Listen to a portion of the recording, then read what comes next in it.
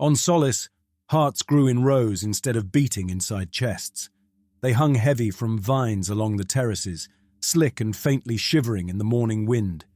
Each beat moved slow and lazy, unhurried muscle in cups of pale tissue that gripped the stalk like fists.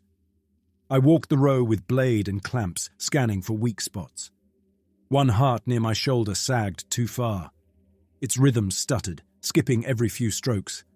I pressed 2 fingers to the surface. Warm, alive, exhausted. Up, I muttered. The word came out closer to prayer than command. The vine pulsed on, patient as the fields. I slid my hooked blade under the cup, lifted the organ and checked the underside. A ring of feeder threads ran from heart to stalk, thin white cords carrying blood and whatever else the overlords pushed through the system. One had split, fluid dripping along the vine. You again. The tear matched 3 I'd found this week. Same jagged edge, same slow leak. I pinched the thread closed between thumb and knuckle and dug in my satchel for a stitchworm. Stitchworms were the only part of the job I liked. Little white coils, all muscle and instinct. You woke them with a squeeze, and once they tasted torn flesh, they focused on closing it. I pressed the worm's head to the split. It bit down, shuddered once, then crept along the damage, knitting the ends together and weaving itself into the thread. The heart's beat steadied under my hand. "It holds," I called down the row. "For now." The other men barely glanced over. Each had his own row, his own sick growths to argue with. The terraces stepped away from us in curves, bands of organ vines, gland clusters, long chains of buds that would ripen into pale sacs. Far below, the valley floor blurred into green and old stone. Above all that, the sky waited empty. That would change soon. I cut the heart free with 3 quick motions, turned it, and set it in a crate lined with living foam. The foam curled around the organ, cradling it, keeping the beat steady. The crate itself had been grown in the splice house from overlord biomass, a tough shell of bone and cartilage. When one cracked, a drone took it away, and another arrived. I stamped my heel into the soil, more habit than signal. A faint tremor answered through the terrace. Roots below replied with their own pressure, the slow shift of something vast turning in its sleep. The fields lived. We fed them. They fed our masters. "Move, Croy." Orlan climbed from the lower terrace, breath ragged, damp hair plastered to his skull. "You're falling behind." I sheathed my blade. "This row keeps splitting." His mouth twisted. "They all do." He squinted toward the sky, hand lifting to shade his eyes. "They'll see." We both searched the blue band overhead. The transport always came from sunward, a dark speck thickening into shape. For a while there was only light and air. Behind us the village bells clanged. Men on the lower terraces straightened, tools stilled. Conversation faded. A speck appeared where the blue shone brightest. At first it looked like a scrap of cloud, then a beetle, then something between those, a shell with trailing limbs. It grew, and the air across my face shifted with its approach. The transport cut across the valley and dropped toward us. Orlan's fingers drifted to the scar along his jaw. He always touched it when the transports came. "Kneel when it lands." His voice came low. "Don't wait for Rusk, they're watching." "I know." "They chose you, Croy." His tone held no comfort, only warning. "Don't give them reason to change their mind." I wiped my hands on my work cloth and dropped to one knee as the transport settled at the terrace edge. Wind tore at the vines. Dust stung my eyes. The shell lowered itself on jointed legs and opened along seams that never matched from visit to visit. Plates slid aside, revealing a hollow full of shifting limbs. Enforcer drones clambered out first, smaller versions of the masters, all hard angles and quick movements. Behind them, in the main compartment, the crowned one waited. It almost never left that seat. Rusk already knelt at the terrace edge, white robe pressed to the soil, bald head bowed. His acolytes crouched near him, hands clasped, eyes fixed on the dust. The nearest drone turned its head. Its face held no human features, only a chitin plate with many round pits. Its attention passed over us as we kept kneeling. Rise. Rusk straightened from the ground. Men stood in ragged lines. I rose slower. When I straightened, the crowned one's gaze already rested on me. If it had eyes, they hid under translucent plates clustered along the front of its head. Its body filled the transport doorway, a stack of armored segments and overlapping limbs. A jagged crest rose from its crown. Human hands had polished that crest, rubbed stains into it, carved grooves that marked this valley and this harvest. Rusk stepped forward. We offer the solace harvest of this cycle, the hearts, glands and nodes of our pledged fields. May they quiet your hunger and steady your thoughts. His voice carried across the terraces. No one joined him. That part of the rite belonged to the masters. The crowned one lifted its front limbs. Claws tapped the doorway edge in a pattern I'd never learned to read. Orlan stood closest, hands at his sides, head lowered but unbowed. The Overlord gestured toward the nearest crate, the one I'd just filled. A drone moved. It seized my arm with one limb and the crate with another, yanking both of us forward. Pain flared where claw met flesh. I swallowed the sound that tried to escape. The drone dragged me to the transport's edge and thrust the crate toward the crowned one. The master leaned down. Its crest scraped the doorway. Mandibles unfolded, joint by joint from under its front plate. They probed the crate, then the heart inside. Threads slid from their tips, fine as hair, and speared the organ. The heart twitched, fluttered fast, then settled into a steadier rhythm. The threads retracted. The crowned one turned its layered gaze on me. I felt like a bug held up for judging by a bored child.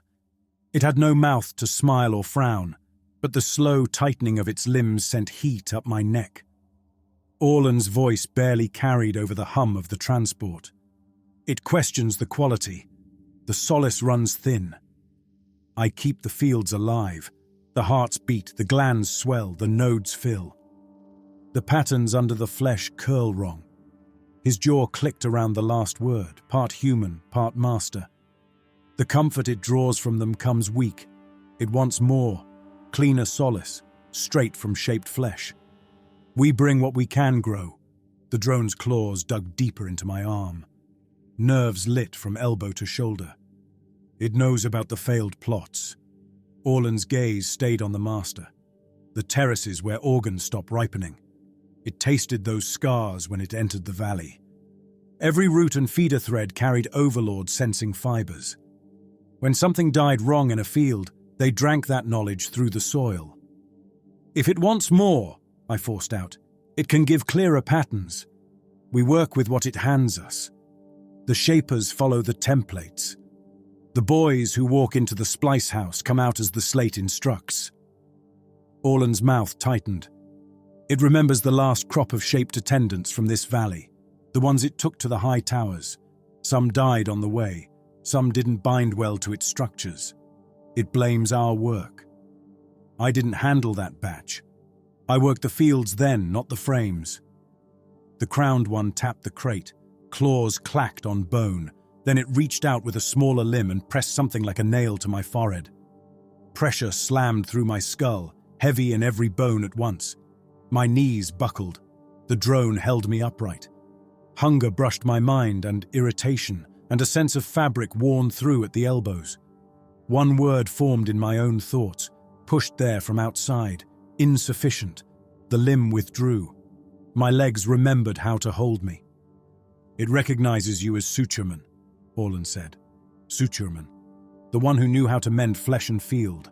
I'd learned my work on torn organs, split vines, broken boys.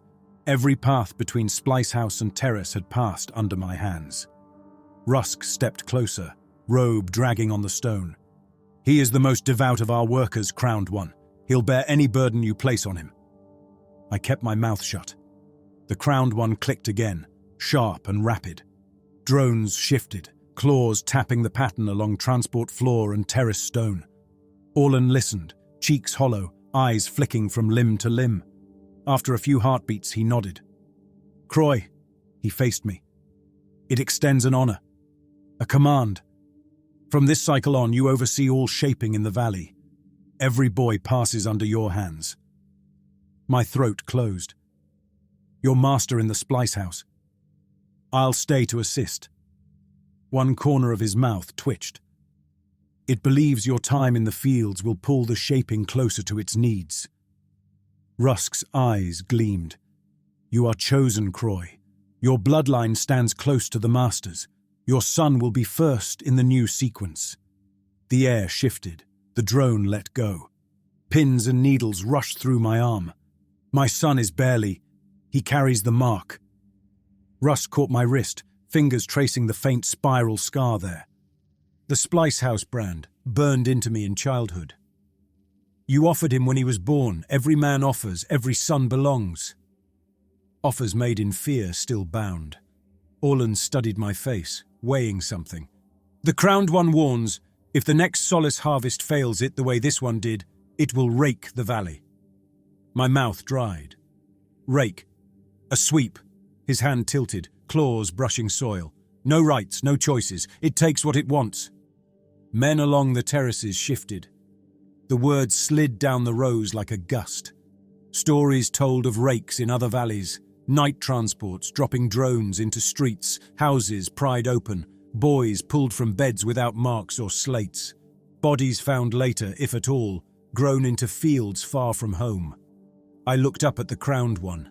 It hung in its doorway, limbs folded, calm as stone.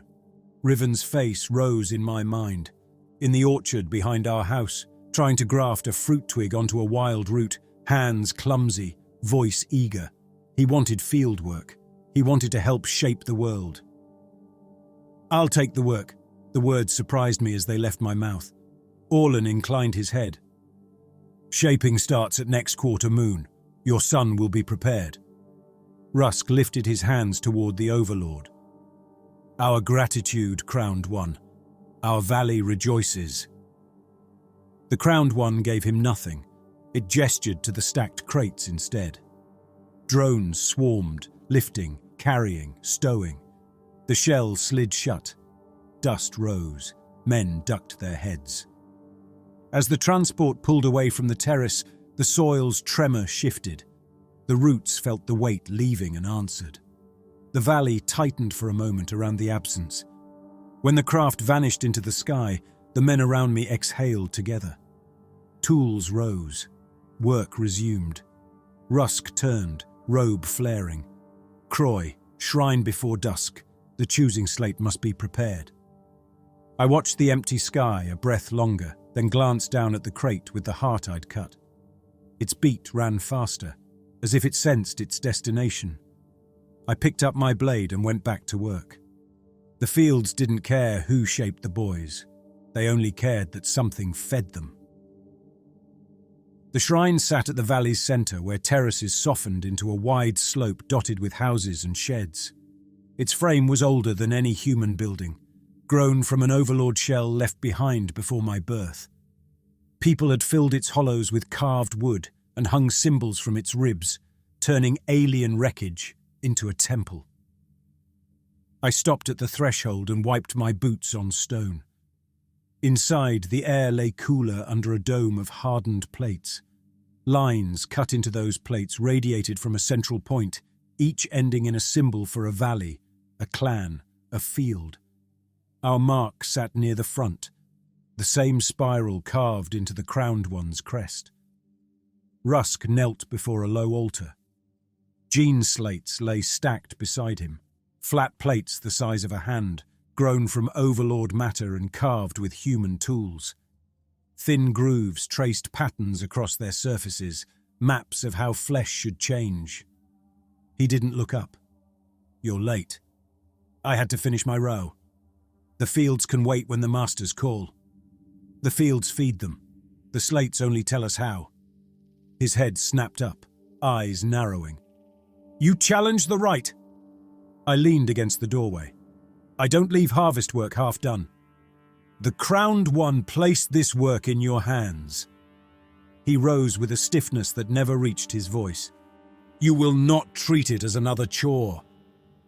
He picked up the top slate and tilted it so doorway light caught its grooves. "This path runs shallow. Boys who bear it grow stronger bones, sharper eyes, quicker hands, better workers, better guards, better fathers. I know the patterns. You know how to follow them." His gaze swept over me. "Now you must learn to trust them. My trust doesn't interest them." I stepped closer to the altar. "They care about results. They care about solace." His mouth thinned. "You've stood under Orlan's muttering too long. He thinks in soil and stem as if faith were another tool. You'll lead the splice house with my hand on your shoulder, not his. I'll do what keeps my son breathing." His expression cooled.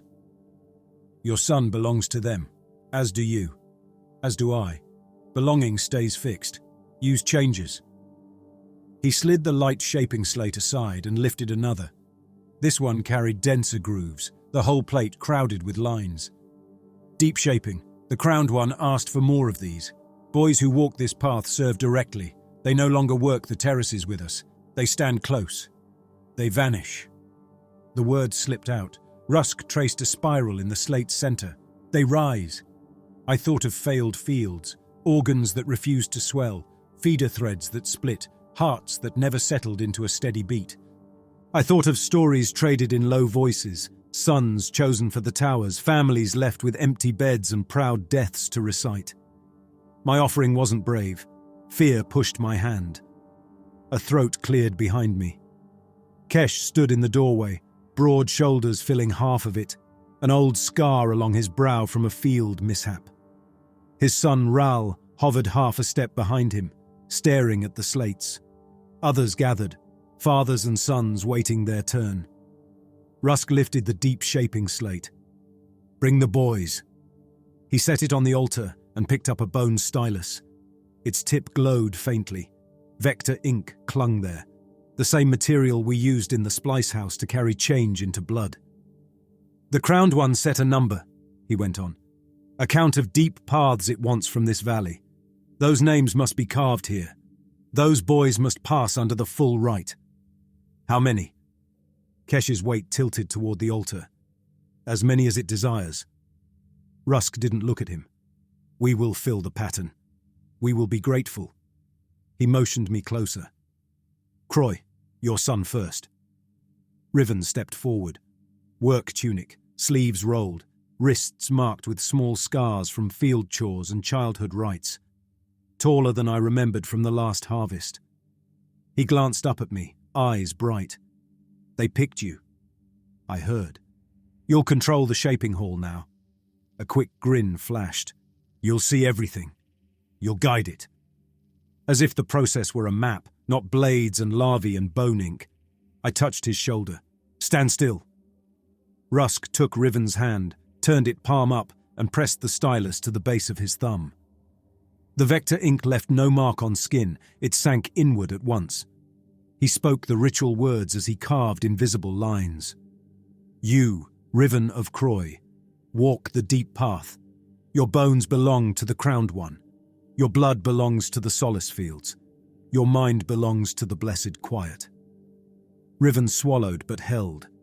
When Rusk finished, he lifted the stylus and scratched Riven's name into a groove on the slate. The letters flared briefly, then dimmed. The pattern across the plate shifted, lines shuffling to accept the new weight. Rusk passed me the stylus. "You see how the grooves adjust, how the surface ripples." The plate now carried a spiral near its center that matched the scar on my wrist. Our housemark.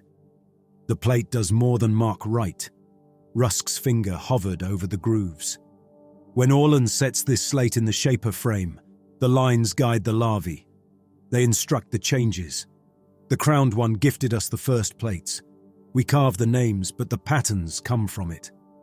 The slate tells the flesh what to do. I trace the air above the grooves, like grafting a branch onto a root.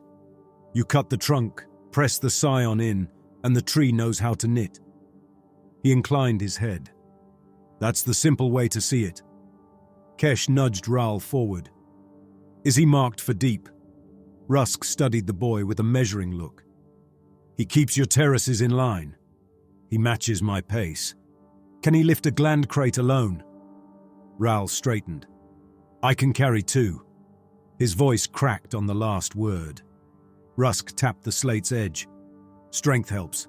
Deep shaping needs more than muscle. It needs boys who can lie still under the knife. I can stay still. Ral's shoulders locked. Kesh's fingers dug into his arm. Quiet. Rusk glanced at me. What do you think, Croy? Should Kesh offer his son deep? I studied Ral. Wiry, sunburned, sharp-eyed like every boy in the doorway.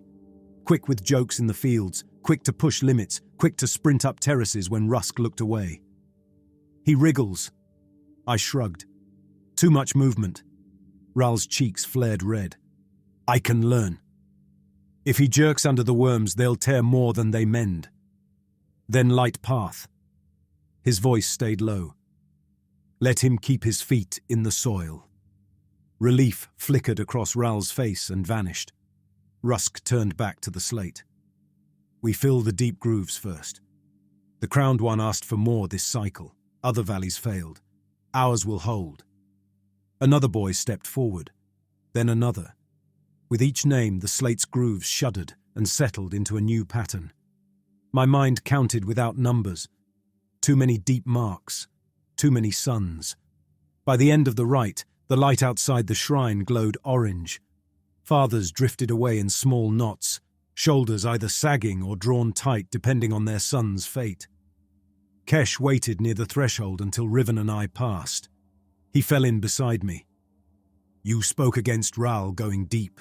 I owe you. I spoke for the work.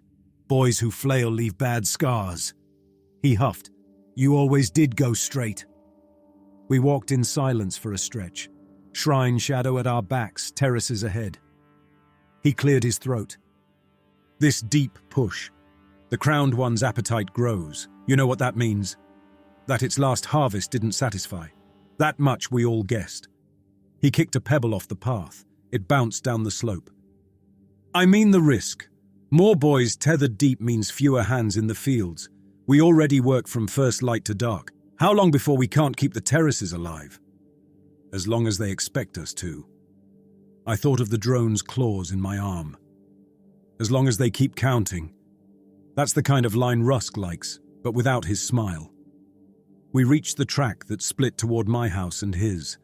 The huts clung to the hillside, stone and wood braced with stolen overlord shell. Kesh stopped at the fork. You'll stand in the splice house when they cut my boy. I nodded. If you see a way to ease it, take it. The request settled heavy. I didn't flinch. I'll do what the work allows. He squeezed my shoulder, fingers rough. That's all we have left, isn't it? The little the work allows. Riven walked ahead, steps quick, eager to get home. I watched him a moment, then turned down our path. The plateau above us loomed, and beyond it, the ridges where overlord shells nested. Somewhere in that grown stone, the crowned one waited for a solace it believed we owed. The splice house crouched at the village edge, pressed against an older master structure. Its walls mixed human stonework with overlord shell, bone ribs arching over brick and timber. Inside, the air tasted of cleaning fluid and sharp field herbs. Soil didn't reach here. Rusk liked to say that marked it as sacred, separated from dirt. I'd never liked it. Surfaces stayed too smooth, drains waited. Orlan stood at the central table, sorting tools. You remember your first time in here? He didn't look up from the tray. Yes, you told me to keep my stomach off the floor. You were very green. His mouth curled. You managed. There was nowhere for it to go. He laid out bone needles in a neat row, metal glinting in lamplight. Rusk thinks while he prays. I think while I clean. That's why this room still works. What first? We acclimate the boys. He jerked his chin toward a side chamber.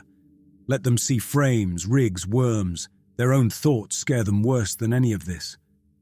That's kind. Efficient. He slid a needle closer to the lamp. Running boys waste ink. He walked me around the room again as if I were still his apprentice. We paused by a rack of glass tubes. Each held a curl of white larvae in pale suspension. Vector worms. He tapped the glass. They carry the pattern. Needle dips in ink, slate goes in frame, grooves wake them. They follow the lines into flesh and rewrite whatever we tell them. What shifts for deep path? More. He tapped a tube again. Light runs bone and muscle. Stronger frames, quicker reflexes, deep runs inward, glands, nerves, all the parts Rusk likes to call by holy names. It drags its teeth through the places that send signals, not only the parts that lift crates. Into the mind. If you insist on that word. He pressed his lips together. They come out of here larger and smaller at once. The masters enjoy that shape. We moved to the frame, a scaffold of chitin and wood around a padded table. The slate would slot into a cradle above it, grooves lined with channels. Orlan ran a hand along the edge. See these cuts? He traced lines carved into the frame that mirrored those on the slates.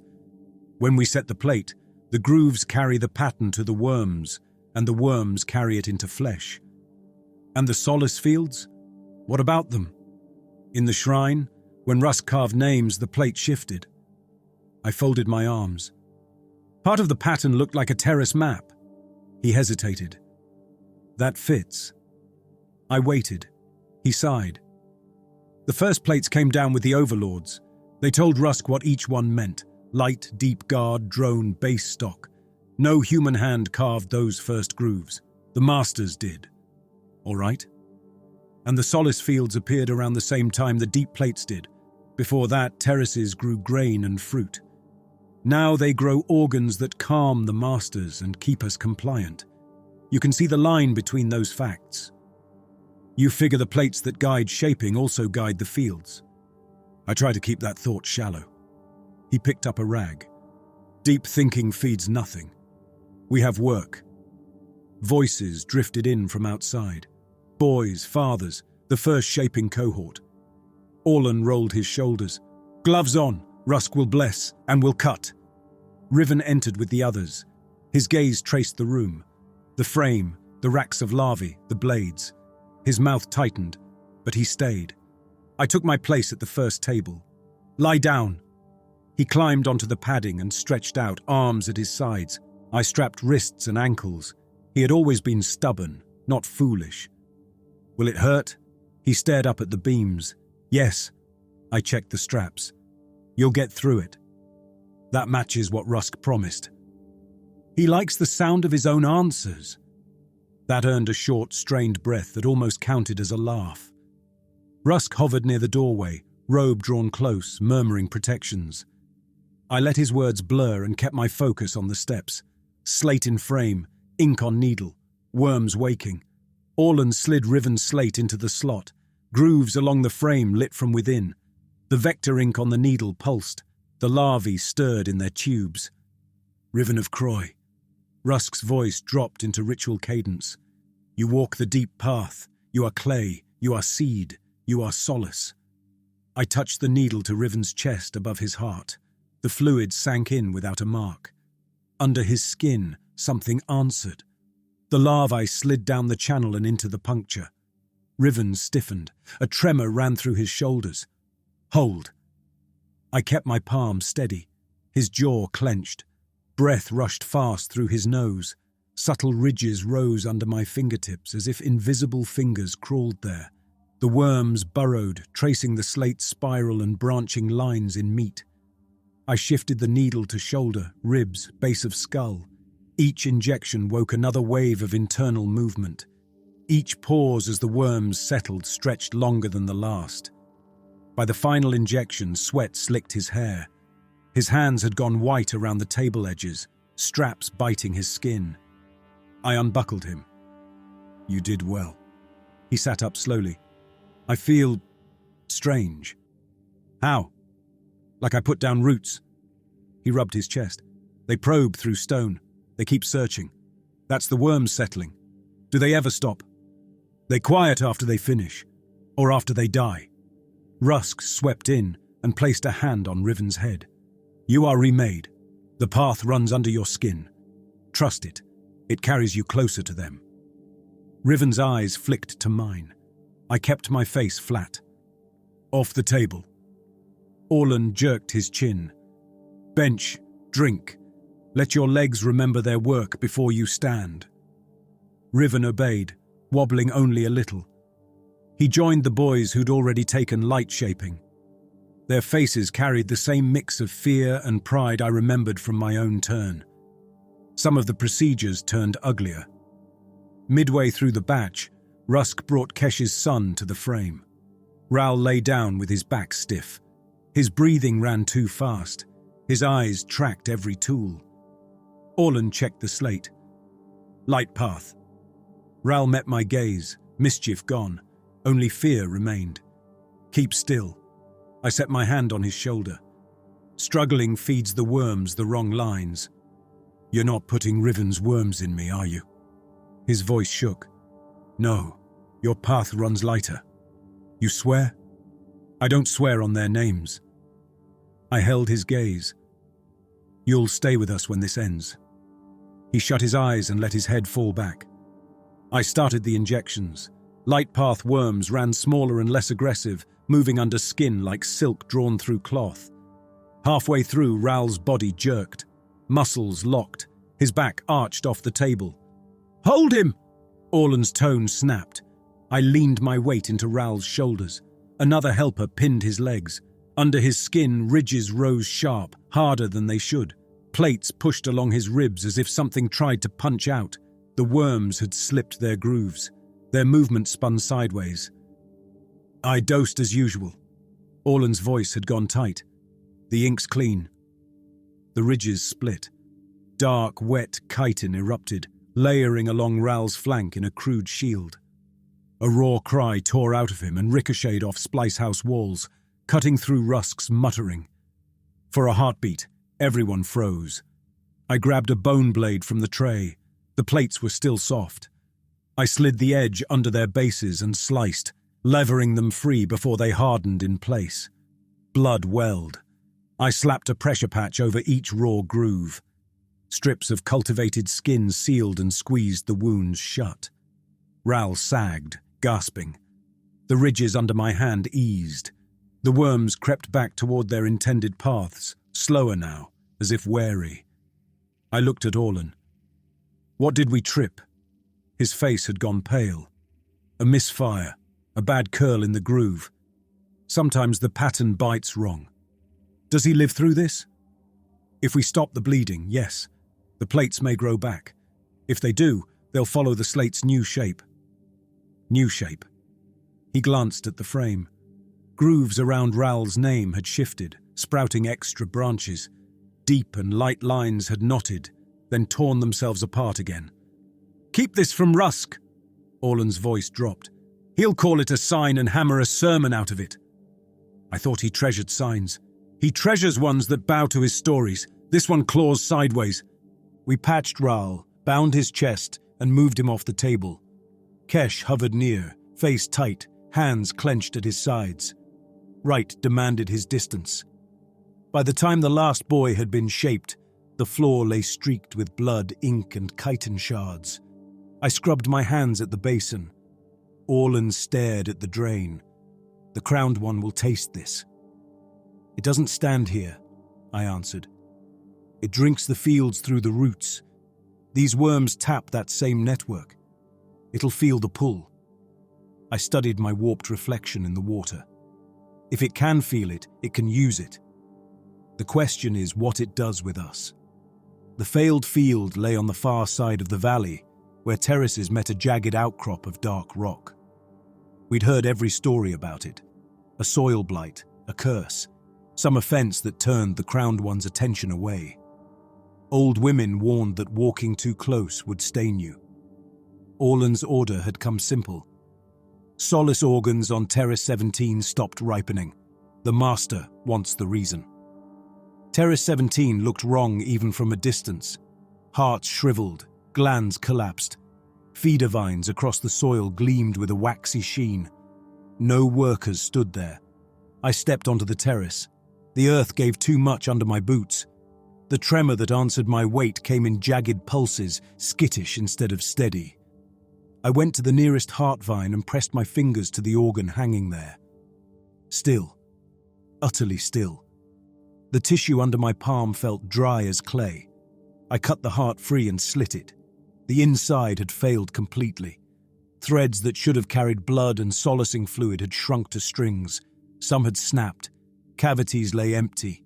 A few worm husks clung to the walls, dried and curled. I worked down the row, slitting glands, slicing buds, cutting deeper. With each cut, more brittle tissue flaked away. Whatever killed this terrace had drained it from within. The flesh held neither rot nor mold, only a thorough, quiet collapse. At the far edge, feeder vines plunged into a central root cluster. The roots had knotted into a thick mass. I knelt beside it, blade in hand. The surface felt hard and smooth, closer to shell than soil. I dug the knife into a crack and pried. A flake broke away, exposing what lay underneath, curved bone, a rib, its ends fused to root fibers, surface mottled with scar. I scraped more shell away.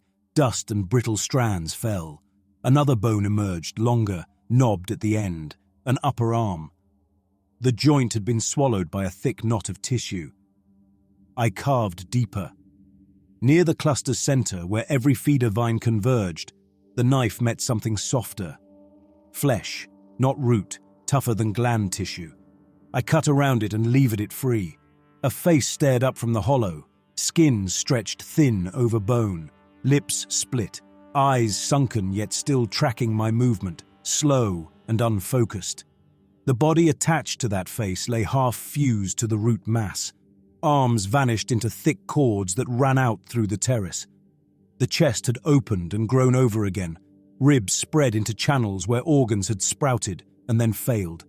Legs ended in fat taproots. The boy in the roots tried to speak. His throat worked. A dry clicking scraped from his mouth. If a drone passed and heard that sound, it would investigate. It would find the cluster, the living boy, the half-digested human tissue. The crowned one would trace fault back to Shapers, back to me. He looked about Riven's age, maybe younger. Scars along his shoulders marked deep shaping. The spiral on his wrist matched an old valley pattern 3 cycles back. One of the boys chosen then. One of the ones we mourned as gone.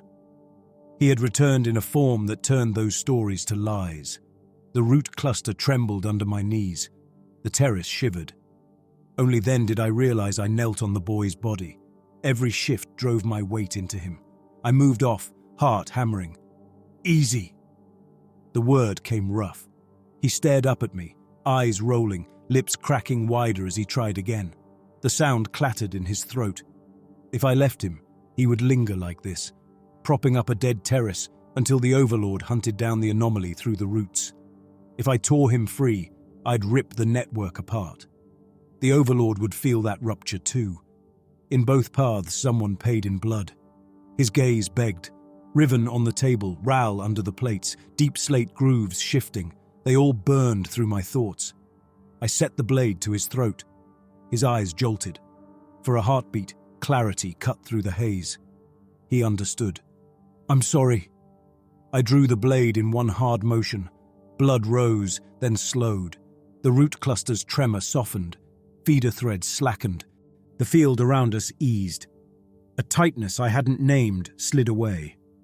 Rusk would have named this mercy. Orlan would have filed it under containment. I only knew it as necessary. I wiped my knife on my trousers and kept cutting. If I left the skull, someone would find it. Bone outlasted flesh and fibre. The Overlords might ignore one boy's fate, but Rusk would build a story around any bones he could hold. I carved out as much of the skeleton as I could reach. Ribs, vertebrae, scraps of pelvis and shoulder. I piled the pieces into a sack, keeping my eyes on the work instead of the shapes. The hollow where his torso had been gaped. I pulled root fibers across the gap and tied them into a crude mesh. New threads would grow along that path and hide the wound. By the time I finished, my hands shook and my clothes stuck to my skin. Dust and dried meat clung to my boots. I slung the sack over my shoulder and left the terrace. On the way back, I cut across to a ravine where runoff had carved a channel. Water trickled over exposed stone. I dropped bone shards into the flow one by one. They struck rock, scraped, and slid out of sight. The valley would grind them down. The overlords might taste a ghost of human salt in some distant route, no more than the echo of an old harvest. When the sack hung empty, I watched the water for a long time. Riven's face filled the hollow in my mind, until nothing else fit. On the night before the harvest festival, the village crowded the common. Lanterns swung from poles and from the ribs of old overlord shells. Men clustered in loose circles, talking low, trading work complaints, weather guesses, muttered superstition. Boys marked for shaping moved among them like ghosts, new scars along their veins and a stiffness in their steps. Rusk stood on the central platform, arms raised. The crowned one watches. Its sight rests on our terraces, our houses, our hearts. Tomorrow we carry its solace, and it will spare us. No one cheered. That kind of noise had died generations ago. Men listened and nodded as if agreement could turn aside the transport. Kesh stepped up beside me, tunic still stained from the fields. Ral slept. His voice kept low. Finally, twitched the whole time. That's the worms settling. He woke once, asked if the plates grow back. Kesh rubbed his brow scar. He asked what the masters want. I couldn't give him an answer he'd swallow. On the platform, Rusk widened his stance. We have received a gift. The Crowned One trusts this valley. It raised Croy as Suturman. It claimed Croy's son as first on the deep slate. It hungers for our flesh and our faith. The words rippled through the crowd. Some men lifted their chins, proud. Others studied their feet. Kesh glanced sidelong at me. Feels how being the spear it throws? Like a leaf tied to a blade. I kept my eyes on Rusk. I move when it moves. I cut where it cuts. The path belongs to the hand that swings. That's more poetry than I expect from you. Don't get used to it. Rusk called for stillness. Bring forward those who will offer their sons deep. A line of fathers formed. Some wore their best clothes. Others kept the same stained tunics they'd worked in, because no cloth softened what they were about to do. Kesh didn't move. Not you. He shook his head. Ral went light. I won't hand him over again. You know Rusk could change the slate. He won't cross me the night before harvest. He needs my counts. Rusk talked on. Favor, rakes, valleys scraped clean. He never managed to resist those stories. When he finished, the crowd loosened. Men drifted toward their houses. Kesh lingered. You have the deep slate. In the splice house. Can you move a name off it? His eyes stayed sharp. Slide a boy from deep to light? Any change to a name pulls the grooves. The crowned one feels those shifts. Those paths run into the roots. If I scrape a mark, the gap glows. That's if you scrape. His voice dropped further. What if you slide the weight? Shift from one name to another. The grooves still change. But if the new shape feeds it better, would it care? I studied him. Feeds it better. You saw Terrace 17. He didn't wait for my answer. Orlan told me enough. A failed field bothers it. Thin solace bothers it. If you can fatten its feed by cutting one boy deeper and another less, maybe it accepts the imbalance. You want me to drag weight off your son and pour it somewhere else. My throat felt tight. Spread it. Twist it. Any pattern works for you as long as Ral stays light. I want my boy left standing. And if that extra weight lands on mine... Kesh didn't answer. Riven walked up, cradling a cup of watered mash. They're passing this around. I took a sip. Grain scraped my tongue. Kesh gave him a brief look and turned away before Riven could read it. The Crowned One's gaze rests on you, Croy. It marks you and yours. Maybe you can't wriggle out of that. Maybe Riven can't. But the rest of us still have corners to hide in. You're asking me to feed it my house so yours can keep living in the mud. A thin laugh scraped my throat. I'm asking for my boy. His hand curled into a fist. You ask for yours. Rusk asks for his sermons. Orlan asks for his tools. The Crowned One asks for solace. Only one of those wants arrives with claws.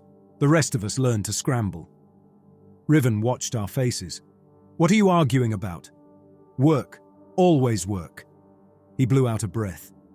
Kesh clapped his shoulder, fingers heavy. Sleep, Riven. Tomorrow you stand higher than any of us.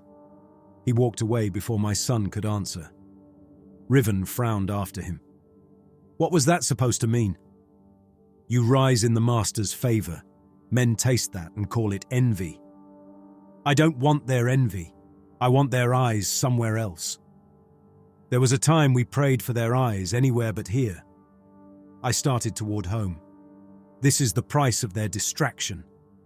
He looked toward the ridge, where Overlord structures cut a jagged line against the stars. You ever think about running for the high hills? Once, I remembered standing at the ridge as a boy, staring past the valley. Then I watched drones circle and learned how far their reach runs. They can't track every stone. They track the right ones. How do they choose? Through the roots. I tapped my wrist. Through the solace fields. Through marks on our skin. He rubbed the spiral on his. We walked home as the first drones descended. Lanterns swayed behind us, throwing broken light across organ vines as they surrounded him. At our door, he hesitated. I dreamed again. About what? Roots. He shrugged.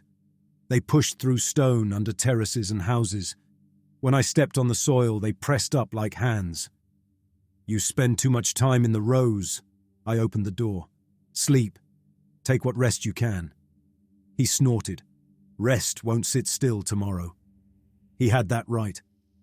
Harvest day rose clear and bare. We assembled on the terraces while the light remained thin. Men fell into familiar patterns, cut, clamp, stack. Hearts and glands and chain nodes filled crates, surfaces quivering, veins twitching like upended insect legs. The solace organs grew along a particular band of terraces. They formed strings of translucent beads on thick vines, each bead the size of a fist. Ripe ones glowed faintly from within. Something in today's line looked wrong. The beads had swollen larger, skins stretched thin. Fine tendrils sprouted from their sides, searching for any surface to grip. When I cut them, they clung to the knife with a stubborn pull. I pried one loose and held it up. Pale fluid swirled inside, streaked with tiny flakes that looked disturbingly like bone. I pressed my thumb to the surface. It flexed and pushed back, resentment in flesh. Croy. Orlan approached with his own crate, collar dark with sweat. How do they sit? Greedy. They always lean that way. These try harder.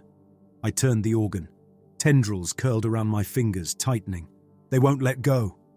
Orlan watched. Might be the deep marks. The Crowned One drove us to anchor the boys closer to the solace groove. It wants feed running straight from them into this. And from this into it.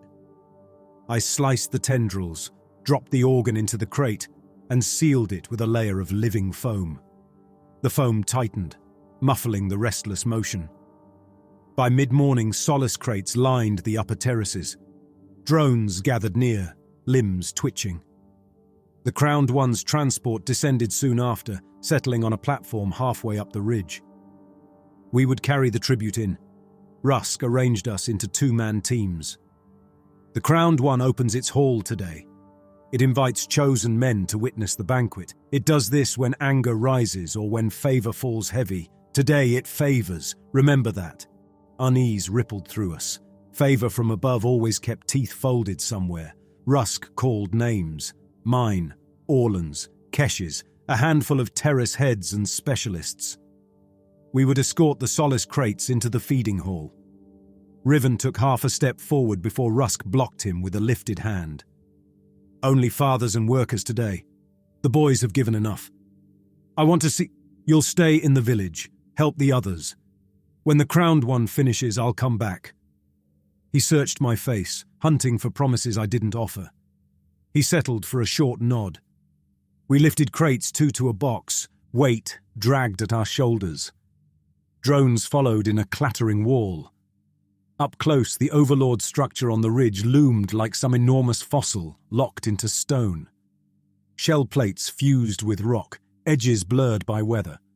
Dark openings punctured its sides. Some gaped, some sealed with tough membranes no one touched twice.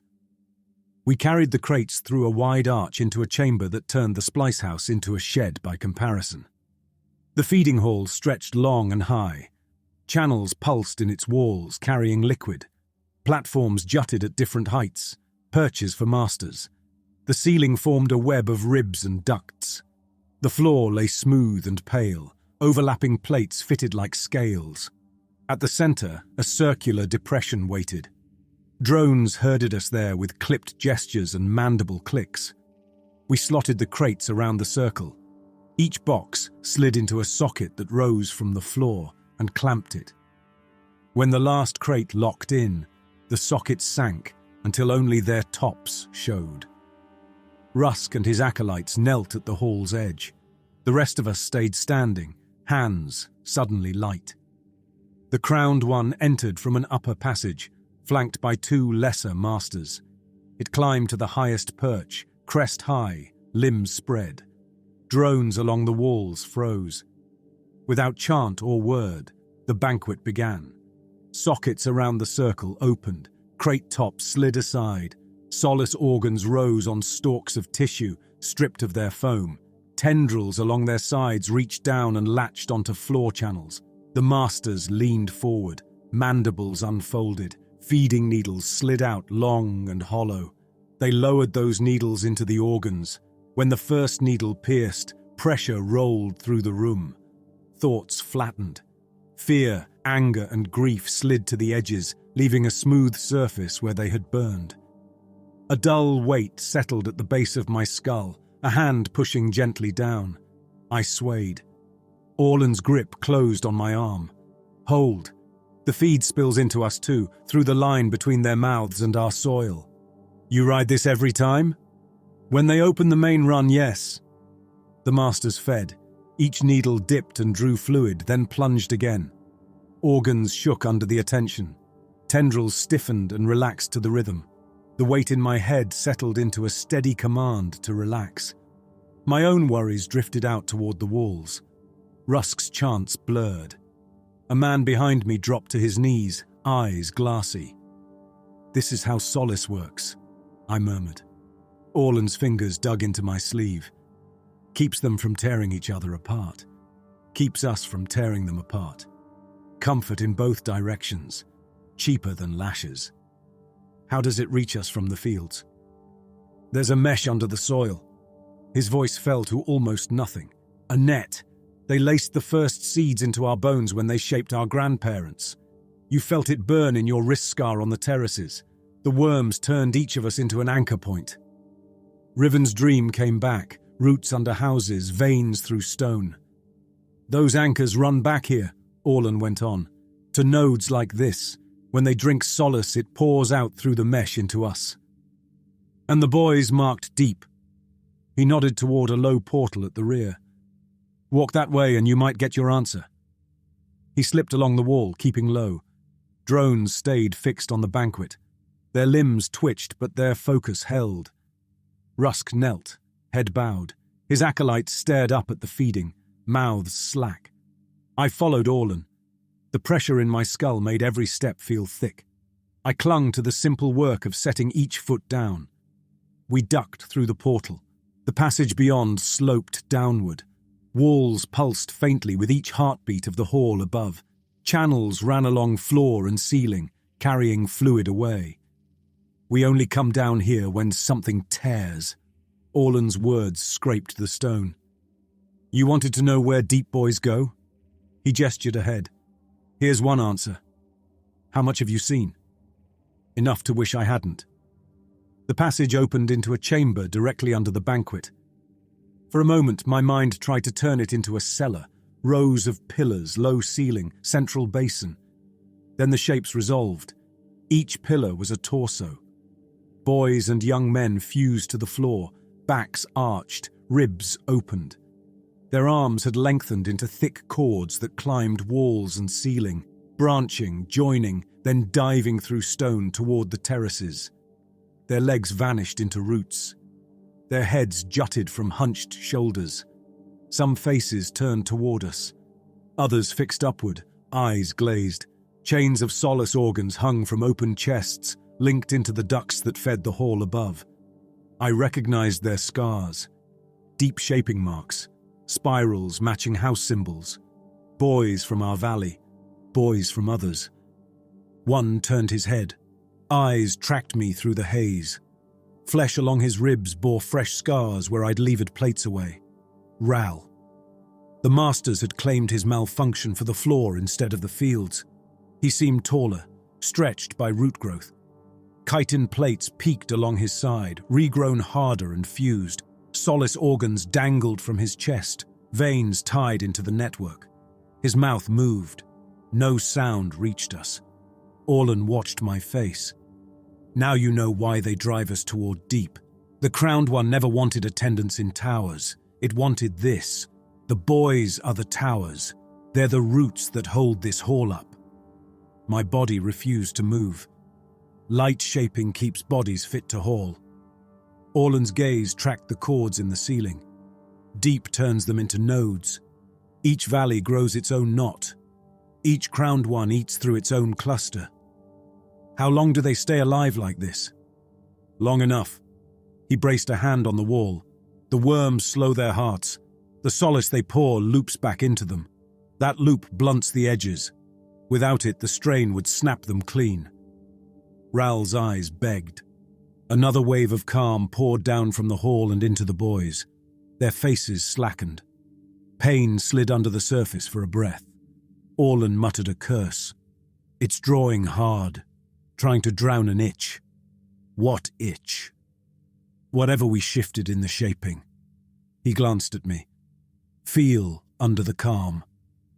I listened inward. Beneath the smooth field, a tremor ran through the ducts.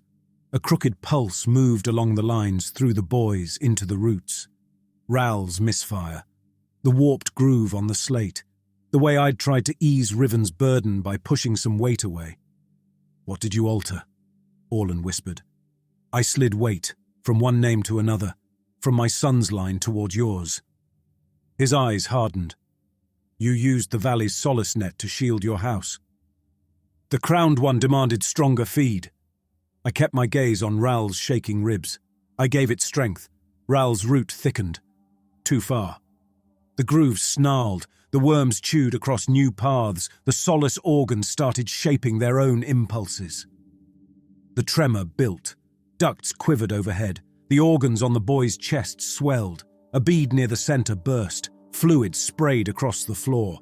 The boy under it convulsed. Mouth stretched wide. The weight in my head shattered. Every color and edge in the chamber went painfully sharp. Above us, claws scraped. Feeding needles tore free. Mandibles clacked high and frantic. A shrill storm of insect noise rolled down the passage. Ducts convulsed. Fluid slammed wild through them. Some tore loose, whipping like severed limbs. Broken ends sprayed solace across the floor. Boys seized. Ral's body arched, plates along his side ripping free and tearing flesh. Organs hanging from his ribs swelled and split, dousing his chest and hair. His eyes went wild. The hall roared. Calm had vanished, replaced by jagged signals that cut through bone. Orlan staggered, one hand on the wall. You've broken its table! The slate cracked it, I shot back. The pattern, the worms, all the pieces. We cracked it. His voice shook. A duct snapped near the ceiling and crashed down between us and the passage. Spray hit my face, arms, chest. Nerves flared, then dropped numb. I stumbled back, blinking. Drones poured in, limbs flailing, mandibles wide. They ignored us at first, lunging for ducts, clamping torn lines, cutting damaged organs free. One drone skidded close enough for me to see my reflection in its dark pits. Its limbs moved fast and precise, patching a system on the brink. The crowned one descended from the hall. No transport. It came on its own limbs down an internal ramp, crest scraping the ceiling, needles still wet with solace. Its plates glittered with something close to rage. It swept the chamber in a single glance, ruptured ducts, spasming buoys, frantic drones. Then its gaze locked on me. A limb lashed out, impact smashed across my chest. I flew backward into stone, air ripped from my lungs. When the world swam back into focus, the crowned one loomed. Limbs pinned my shoulders and hips, its crest filled my sight, mandibles hammered a furious pattern. Orlan dragged himself closer, one hand leaving streaks on the floor. It demands to know what we twisted. It drove us. Drawing breath hurt. It wanted more deep nodes, more solace. We gave it what it called for. Another burst of clicks. Orlan's face lost color. It names you liar. It sees you bending the pattern for your own blood. It chased stronger feed. I fought to keep my voice level. I found strength in Ral's root. Too much strength. Orlan shivered. The grooves crossed. Worms fed along fresh branches. The solace organs tried to think. The crowned one's limb pressed to my forehead again. This time no careful probing. The force hit like a hammer. Images slammed through. Terraces from above. Solace fields glowing under soil. Clusters of buoys fused to stone. Ducts bursting in floods of fluid. Under everything, a gnawing sensation threaded with pain. Wordless accusation burned through. Disruption, defiance. It would have torn me apart on the spot if the net hadn't bucked under it. Ducks still thrashed. Buoys in the floor writhed. Ral's chest heaved, plates ripping his skin. The whole system swayed on the edge. The crowned one hesitated. It needed solace. It needed calm. It needed its mesh back under its hand. Its mandibles clicked again, slower. Orlan hauled himself upright, bracing against a root. It offers you a way through this. The taste of that word soured his tongue. It can tear you open here, he said, eyes on the Overlord. Use your flesh as waste, or you can offer yourself as a new anchor.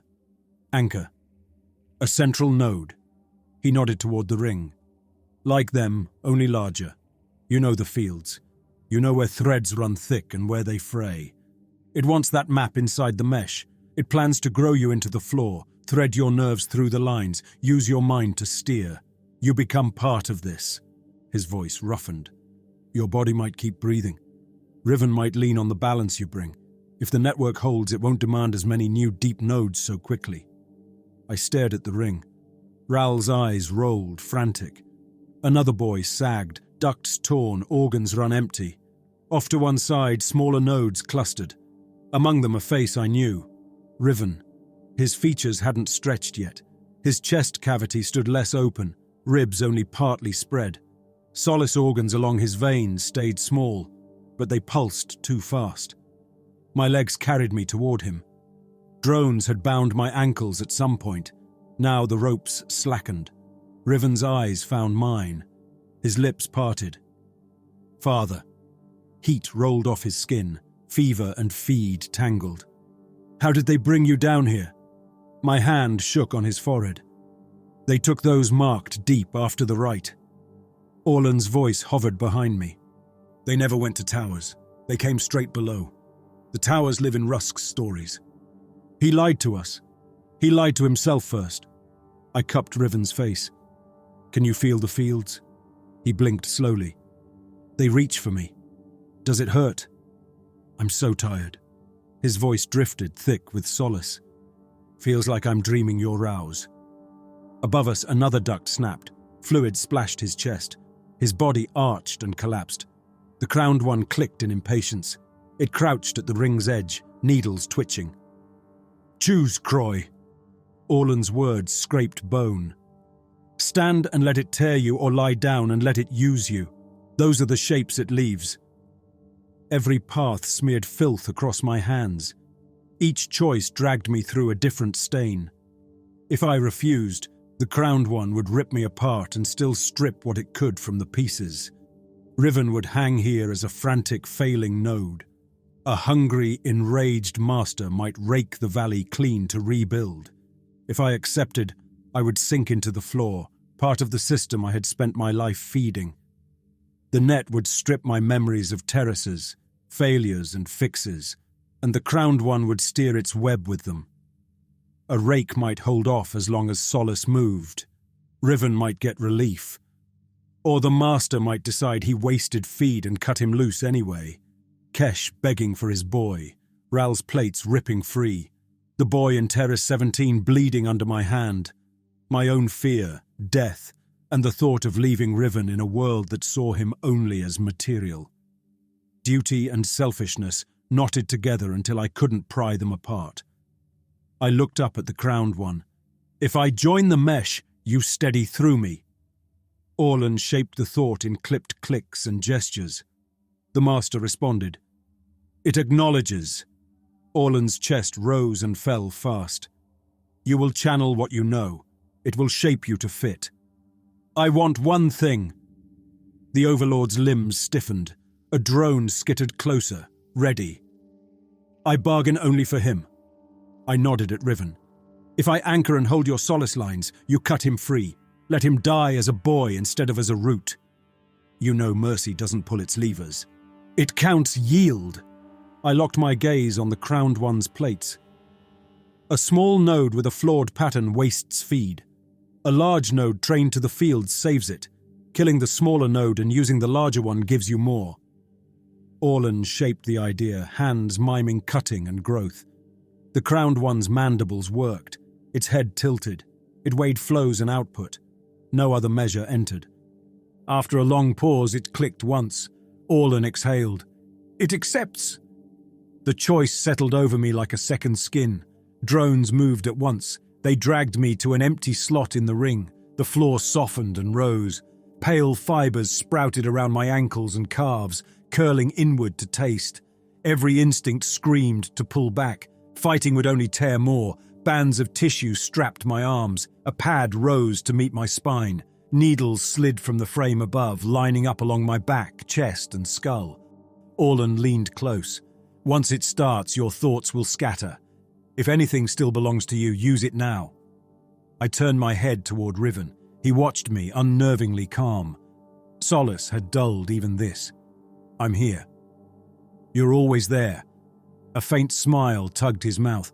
In the fields, walking the rows, cursing worms. A broken laugh shook my chest. They'll keep you. His lids drooped. They already did. Drones clustered around his slot. I caught Orlan's sleeve. Make it quick. He grimaced. They're quick and ours rarely match. Match them anyway. He gave a tight nod. The crowned one braced over me. Its claws dug into the floor. Its mandibles lowered. Needles gleamed with vector ink. The first needle slid into my spine.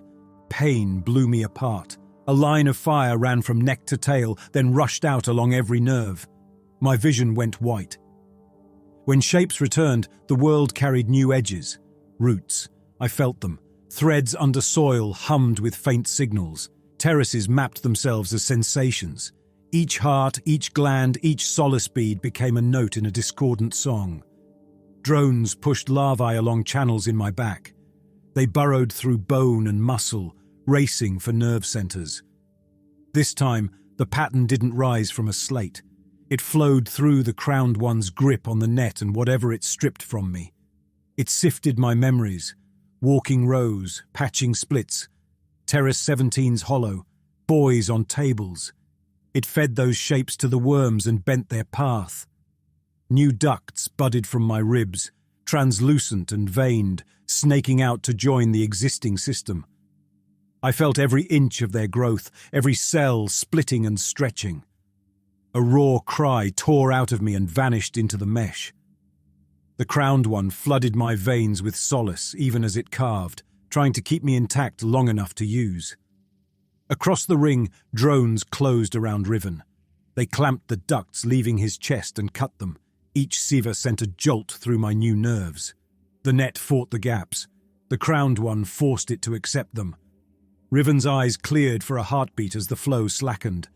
pure fear broke through the haze. "Father!" The drone's blade touched his throat and carried across. His body jerked once and sagged. Blood pooled and soaked into the stone under him. The net flinched. Some part of it recognized the missing line and grieved the lost feed more than the boy.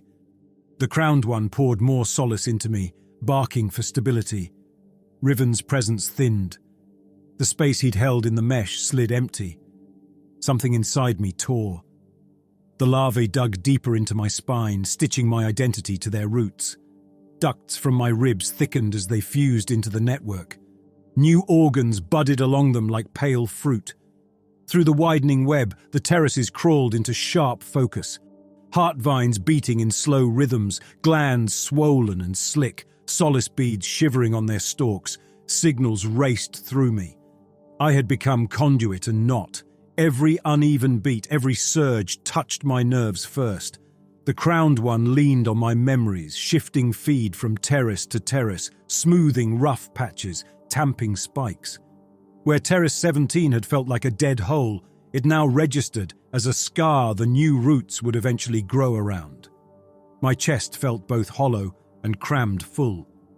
Thoughts no longer lined up in a single strand. They arrived from different corners of the net. From the terraces, the urge to grow, drink, mend. From the boys in the ring, pain and exhaustion pressed under quiet. From the crowned one, hunger, control, calculation. From some stubborn kernel of myself, grief, anger, and a refusal to forget. Orlan bent near my head. "Can you hear me?" His voice brushed the roar of the net like a fingertip on a drum. "Yes. Do you still feel like you?" "For now." His gaze slid to Riven's slack face. "He's gone." I felt him leave. "I'm sorry." A bitter laugh scraped my throat. "You carry practicality like a prayer." He didn't argue. The crowned one loomed above, mandibles twitching. Orlan backed away as drones finished tying my new ducts into the network. The solace field steadied. Pressure returned to my skull, this time rising from my own chest. A weight borne inside me and thrown outward. Above, the masters resumed feeding. Needles dipped into newly steady organs, their thoughts smoothed. Panic slid off. In the village, men who had staggered under the broken field straightened. Their fear dulled. Whatever grief they held sank under imposed calm. In the terraces, roots pushed deeper. Hearts beat more evenly. Glands filled. The mesh held. I held it. Time thinned. I don't know how long I hung there, half man, half root. At some point, Rusk stumbled into the chamber, robe smeared, eyes wide. He took in the ring of bodies, the ducts, the drones, the towering overlord. Then he saw me, and the shape of his face slipped. Croy. His voice tickled my ears and rippled through the net as a small disturbance. Names carried weight here. You see it now. My own words sounded distant and layered with echoes. Your towers stand under our feet. He staggered closer. This is sacred. This is plumbing. My lips pulled into something like a smile. You draped prayers over pipe. He flinched. The boys you blessed hang here. My voice rolled along the ducts. They feed the masters you praise. Their bones hold your faith upright. This keeps us alive. He clutched his robe. Without their comfort, the masters would slaughter us. That part holds. I let him hear the honesty. So you hand them sons, so they feel soft while they chew. You spit on the right. You dressed a slaughterhouse in symbols and named it a temple. The crowned one watched without moving. Rusk's gaze darted between us. I'll strengthen the rites, correct the stories, teach the men the cost more clearly. They'll offer with clearer minds once they understand. None of that reached the place where he lived. He turned and fled back toward the hall. Orlan remained. You can't pull him out of that shape. He spoke to the ducts as much as to me. He bound his mind to his shrine years ago. Redrawing him now would splinter what's left. He'll keep promising towers. He will. And they'll keep bringing sons. as long as the crowned one feeds through this place. Orlan's eyes tracked a duct as it pulsed. As long as the mesh holds. He studied me. You do hold it. The tremors have gone quiet. Lines sit smooth. The boys stopped seizing. The net lay under my skin like a second nervous system. Every ripple brushed me first. I could nudge, dampen, spend. I hung in the center of a vast web, every strand tied to my spine. Congratulations, it has its stabilizer. The crowned one has you. And through me, the valley. It's a poor ending for you. You didn't choose it. Neither did you, fully. I chose a piece. My gaze drifted to Riven's still face. I chose that he wouldn't hang here. At least that much stands. It won't ever match the cost. My chest ached around ducks, but it's the margin the work left me. He let out a breath that almost became a laugh. You always circle back to the work. It's what we have. He watched me a beat longer, then stepped back. Drones brought more larvae, more ducts, more organ buds. They would fill every gap in this chamber over time. Men would keep cutting hearts and glands in the fields above, their boots thudding on stone that hid us. Rusk would keep blessing slates. He might hint at this truth or bury it deeper. The mesh didn't care. The real shape of the valley lay here, in the dark, braided through my bones. Through the net, I followed the terraces as the day slid toward evening. Men cut the last hearts. Crates emptied. The transport bore the masters to higher shells, satisfied for now. In the village, Kesh went home to a house missing one voice. Ral's bed stayed empty. His jokes would no longer bounce off terrace walls. His regrown plate traced a hard, bright line through my awareness. My mind wandered outward along the mesh. Beyond our valley, other clusters pulsed. The crowned one's reach ran into neighboring hollows. Other boys fused to other floors groaned at the edge of my senses. Other masters fed in other halls. The network formed a chain of chambers, a world-wrapped web of flesh and feed. That knowledge should have shattered me outright. The solace field softened every blow, smoothing even this. The crowned one made sure its tools bent instead of snapping. Still, a thin strand of me stayed sharp. That sliver watched. It remembered. It held Riven's face at the moment before the blade. Ral's silent cry under erupting plates.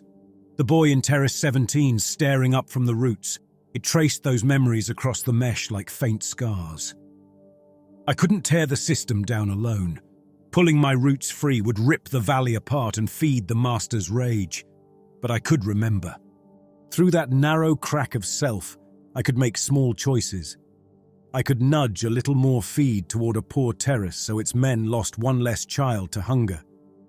I could let a groove on a deep slate slip just far enough that one boy destined for the floor died on the table instead, spared the long years of use. I could ease pressure from one cluster of boys and leave it heavier on another when I knew which fathers had already given too much.